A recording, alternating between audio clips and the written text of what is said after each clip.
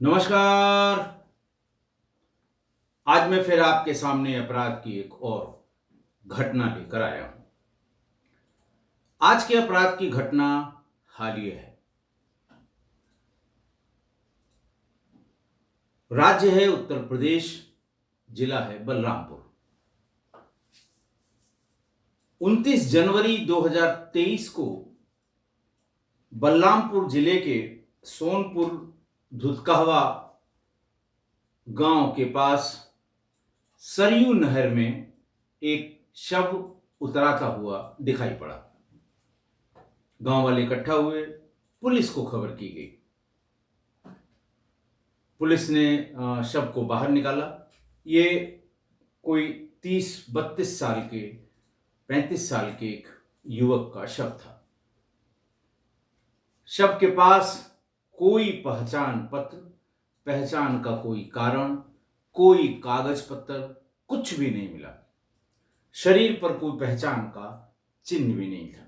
बस इतनी सी बात थी कि चूंकि पानी में वो शव उतरा रहा था, साफ सुथरा दिखने में लग रहा था। फोटो उसकी पुलिस ने अज्ञात शव के पहचान के लिए खिंचवाई और उसे अपनी नोटिस बोर्ड पर, थाने पर, बस स्टैंड पर, रेलवे स्टेशन पर लगवा दिया।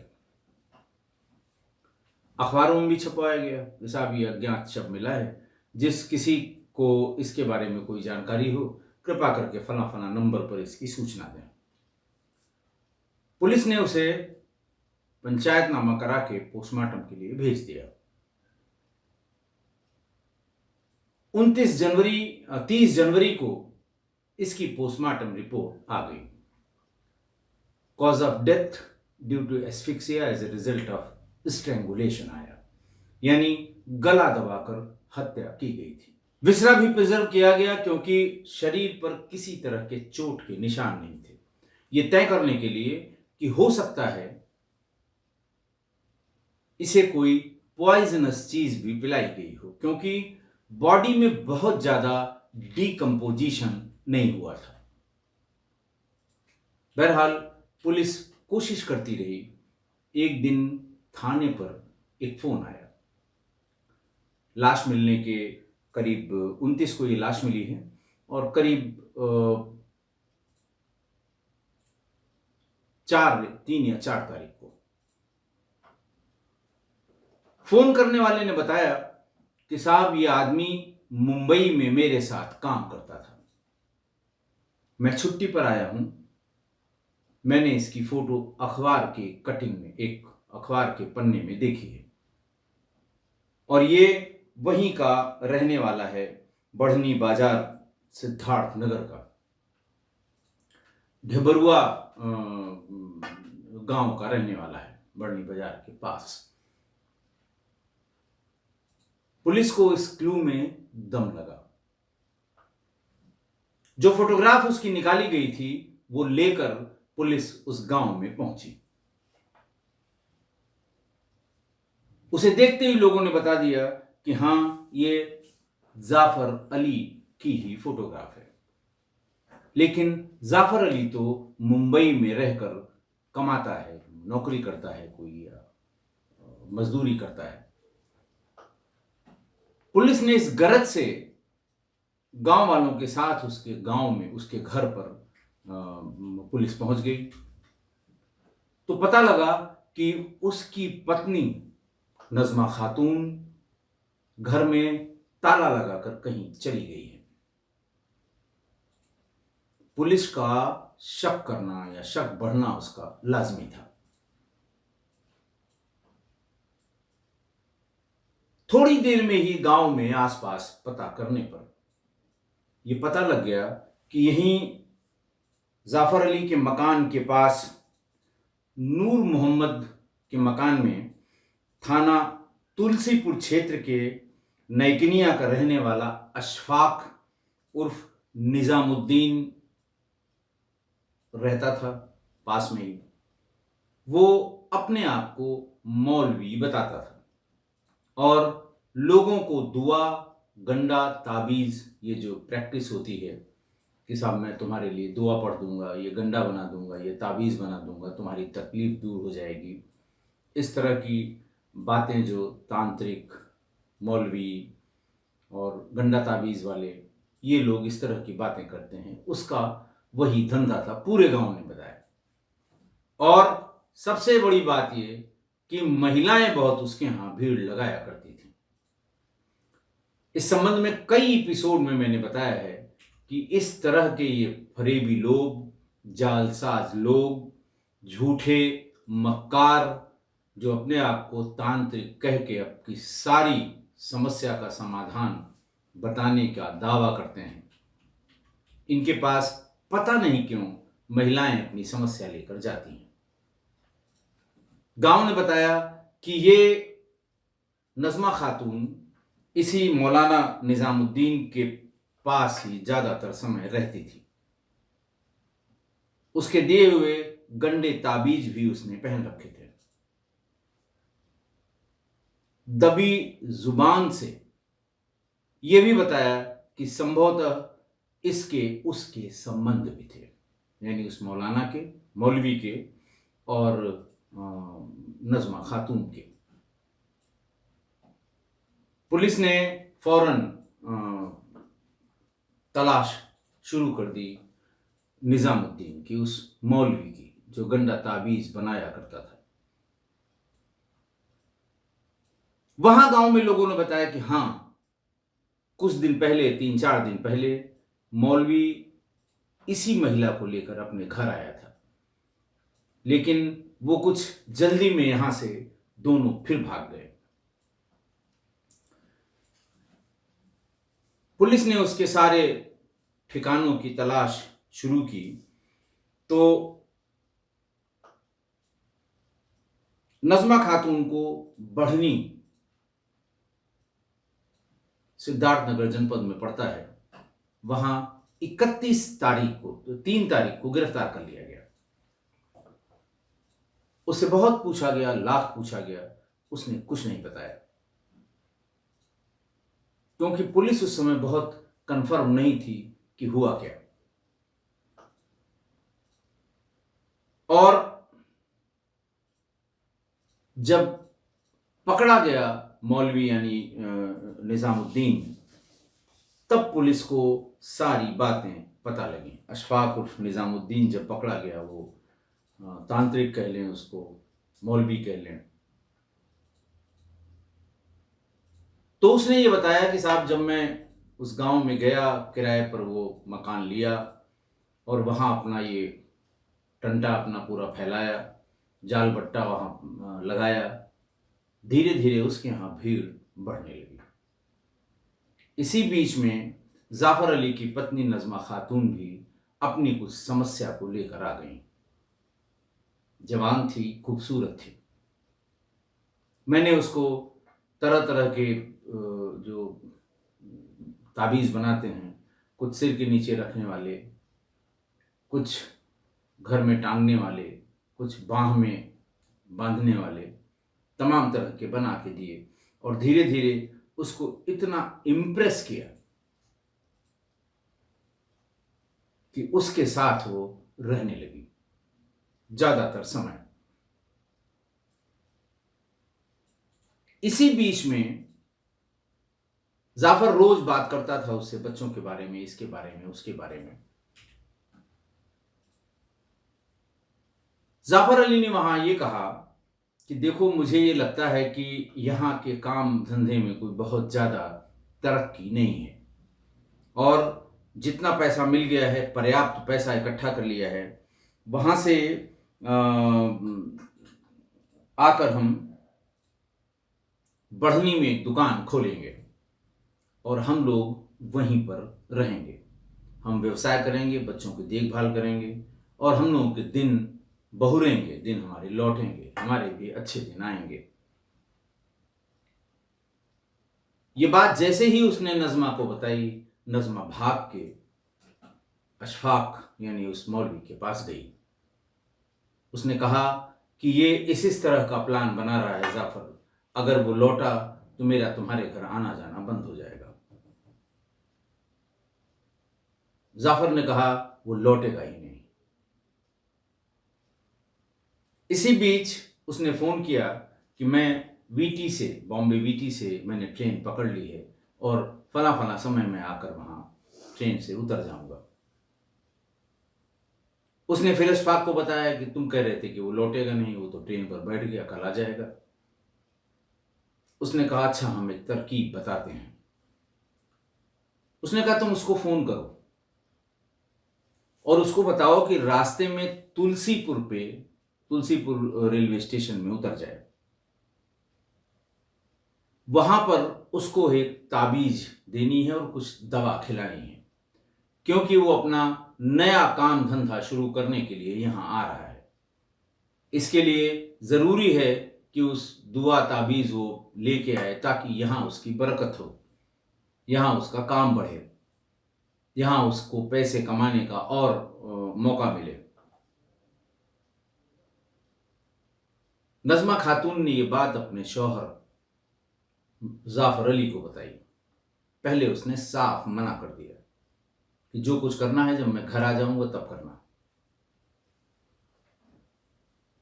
ये बात फिर जाके उसने मौलवी को बताई कि वो तो मान ही नहीं रहा है। उसने कहा अच्छा अब की बार बात करना और मुझसे बात करा देना, मैं तरीका बताऊंगा। देखिए कितने फरेबी होते हैं ये सब। थोड़ी देर बाद जब फिर बात की उसने और ये बताया कि नहीं लगभग इतने वक्त तुम वहां पहुंचोगे तुलसीपुर और लगभग इतने वक्त तुम यहां पहुंचोगे और इतने बजे से इतने बजे के बीच का टाइम फला फला उसमें ये है उसमें वो है, जो भी वो लोग बताते हैं कि वहां से शैतान पीछा कर रहा होगा तो तुलसीपुर में छुड़वा देंगे और अगर शैतान यहां तक आ गया तो फिर तुम चाहे जो बांध लो चाहे जो ताबीज लगा लो कोई फर्क नहीं पड़ेगा। ये बात मौलवी ने जाफर को बताई।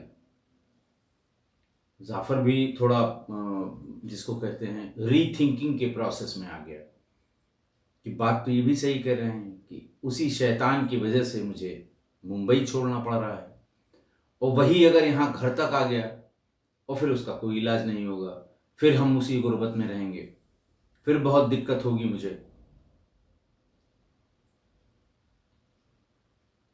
वो राजी हो गया कि ठीक है हम तुलसीपुर में उतर जाएंगे, वहां से घर पहुंचने का क्या इंतजाम किया जाएगा।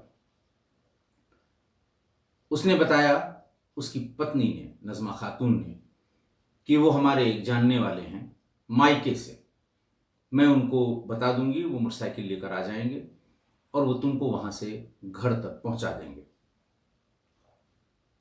उसने हामी भर ली।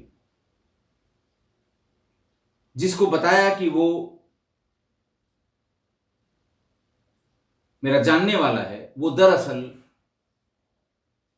उस तांत्रिक का जानने वाला था जिसने ये बताया था कि बहुत ज़रूरी काम है, चले आओ वरना हमारी ज़िंदगी खराब हो जाएगी। उसका नाम था सलीम पुत्र सुल्तान, महमूद नगर, थाना हर्रैया। टेलीफोन पर उसने बात की।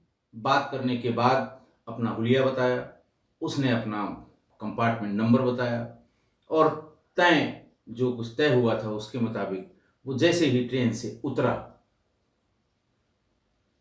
काले उर्फ सलीम ने उसको मोटरसाइकिल पर बिठा लिया। नहर के किनारे के रास्ते से वहां से चलना शुरू किया। थोड़ी देर में नज़मा खातून और मौलवी साहब आ गए। अरे उन्होंने कहा मुझे थोड़ी देर हो गई और सामान उसका कुछ उसने ले लिया, कुछ उसने ले लिया। मौलवी अपनी मोटरसाइकिल पे उसको, खातून को लेकर आया था। बातचीत हुई और फिर ये हुआ कि तुम्हें दिन रात भर के चले हो, भूखे हो गए, मैं घर से खाना बना कर ले आया। नहर के किनारे एक अच्छी जगह देख के उन लोगों ने रोक दिया। भूख वास्तव में उसे लगी हुई थी। उतरा, हाथ मुंह धोया नहर में और फिर वो खाना खाने लगा। खाने में मौलवी साहब ने जहर मिला दिया था। थोड़ी देर में उसे उल्टियां होने लगी और वो चक्कर खाकर गिर पड़ा। जाफर, काले सलीम उर्फ काले और मौलवी साहब ने मिलकर उसका गला घोंट दिया और दोनों ने हाथ से और पैर से पकड़ के झुला के उसे नहर में फेंक दिया। फिर नजमा खातून और मौलवी साहब अपने घर गए, ताला बंद किया और मौलवी साहब नजमा खातून को लेके अपने घर चले गए।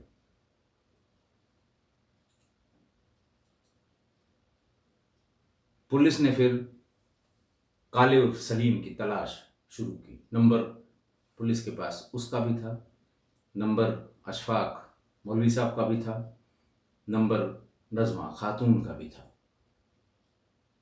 नजमा खातून को पहले गिरफ्तार कर लिया गया था, मौलवी साहब को बाद में, और फिर बाद में सलीम को भी गिरफ्तार कर लिया और 6 फरवरी 2023 को मौलवी साहब को और सलीम उर्फ काले को जेल भेज दिया गया। पुलिस ने मेहनत की, इसमें कोई दो राय नहीं है। और एक लेडी ऑफिसर है वहाँ, एडिशनल एसपी हैं बलरामपुर की, नम्रता श्रीवास्तव, उन्होंने मृतक की पहचान से लेकर अपराधियों की गिरफ्तारी तक मेहनत की और कंप्लीटली ब्लाइंड मर्डर को अंजाम तक पहुंचाया। आज की घटना देखिए, ये बहुत कॉमन सी बात है ईस्टर्न यूपी और बिहार में कि यहाँ बहुत सारे लोग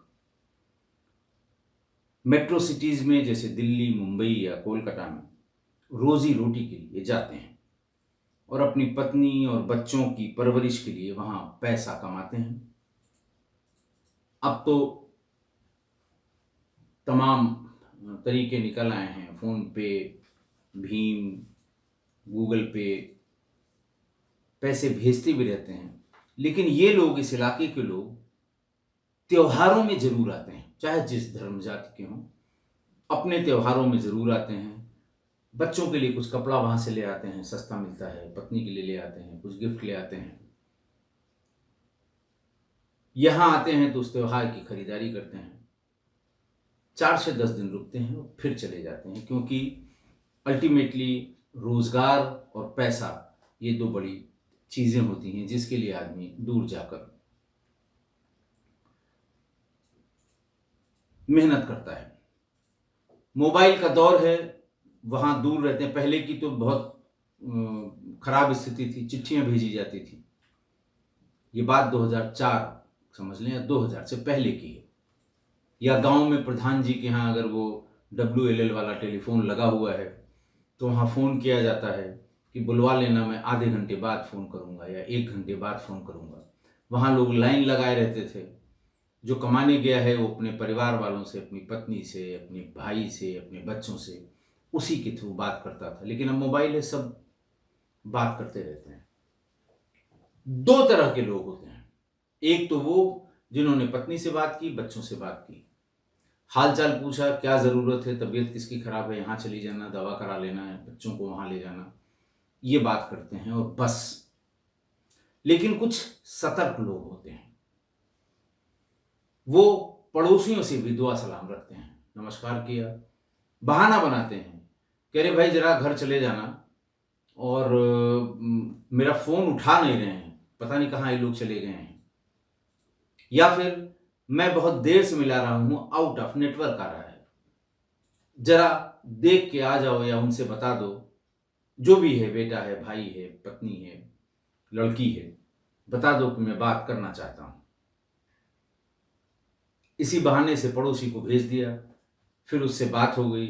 फिर थोड़ी देर में कि कहाँ थे ये लोग, बोले अच्छा फ़ोन से बात हुई, बताया नहीं, बोले नहीं, कहाँ, सही सही कौन बताता है। तो एक सिस्टम डेवलप कर लिया। ये लोग उनसे भी बात करते हैं, पड़ोसियों से भी बात करते हैं, और जो उनके थोड़ा बहुत, जिसको कहते हैं कि सैद्धांतिक रूप से उनके विरोधी हैं, उनसे भी बात कर लेते हैं। लेकिन पर्पस एक ही होता है कि घर में क्या चल रहा है, घर में सब ठीक है। जो सैद्धांतिक रूप से उनके विरोधी होते हैं, उनसे ये कहते हैं भाई ज़रा सा देखे रहना, घर को भी बच्चे हैं, अकेले हैं, लड़का पढ़ने जाता है, कोई ख़राब आदत तो नहीं पड़ गई है, और मैं बस 2 महीने बाद दिवाली में आऊँगा, या बस 1 महीने बाद मैं ईद में आने वाला हूँ। तो ये सतर्क लोग हैं। ये घर के बारे में वो इन्फॉर्मेशन जो ये चाहते हैं, वो कहीं न कहीं से जुटाते रहते हैं। दूसरी बात ये है, ग्रामीण परिवेश में गाँव की कोई बात किसी से कभी नहीं छिपती है, छिप ही नहीं सकती। इतनी क्लोज निट सोसाइटी है, आने जाने के रास्ते पर, खेतों में काम करते समय, घर के सामने से निकलते समय, हर एक के बारे में एक दूसरा जानता रहता है।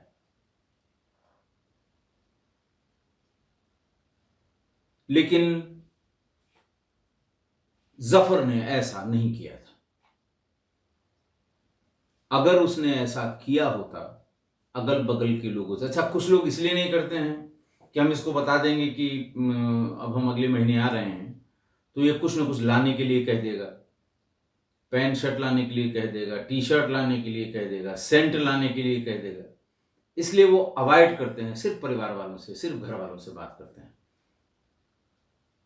अगर जफर ने टोला पड़ोसियों से, अपने आसपास के रिश्तेदारों से कभी आने जाने के लिए कहा होता, तो ये बात उसे जरूर पता हो जाती कि ये आजकल तुम्हारी बीवी मौलवी के चक्कर में पड़ी है, गंदा ताबीज बहुत करती है।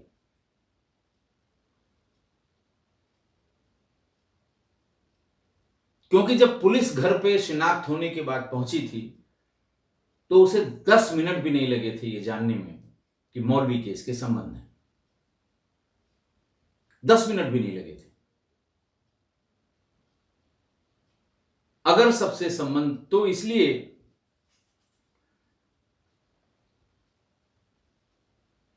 आप अगर दूर हैं कहीं पर, बिजनेस के सिलसिले में, अपनी नौकरी के सिलसिले में लंबे समय तक दूर हैं, बात तो सबसे करते हैं, लेकिन सतर्क हैं, तो अपने रिश्तेदारों, शुभ चिंतकों और अपने थोड़े बहुत विरोधियों से भी बात करते रहें। फिर वही बात है, घर वाले कभी ये बात नहीं बताएंगे कि क्या चल रहा है घर में, लेकिन पड़ोस को और गांव को जरूर पता होता है कि क्या गड़बड़ चल रही है गांव में।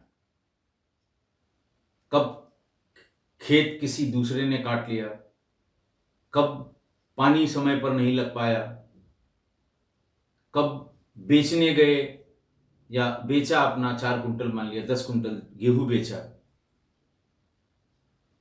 दाम कम करके बताया, कुछ पैसा उसमें से रख लिया।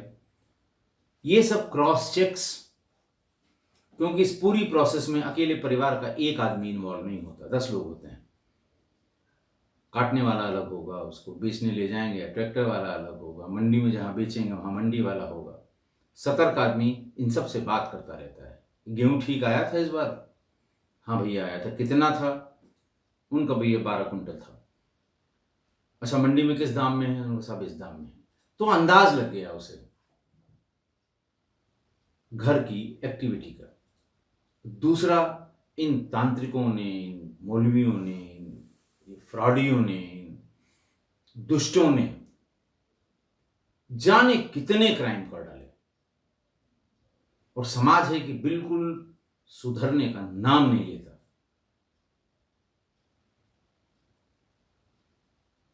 सारी मेडिकल फैसिलिटीज अब हो गई हैं, लेकिन जरा सी कोई बात हुई तो पंडित जी के पास जाइए, मतलब वो तांत्रिक के पास जाइए, मौलवी साहब आपकी दुआ पढ़ देंगे, फूंक लगा देंगे, पानी देते हैं, जल छींटा लगा देंगे। तांत्रिक के पास जाएं, वो एक मुर्गा और एक दारू की बोतल मांगेगा, बैठाएगा, पूरा ड्रामा करेगा, बता देगा भूत लगा है, उतार दिया मैंने, पता नहीं क्या है। मोबाइल का ज़माना है, इंटरनेट का ज़माना है, सब आदमी सब चीज़ों को पढ़ता है, देखता है, सुनता है, लेकिन फिर भी ये गलतियां होती हैं। इसलिए अगर आप बाहर हैं, सतर्क रहें।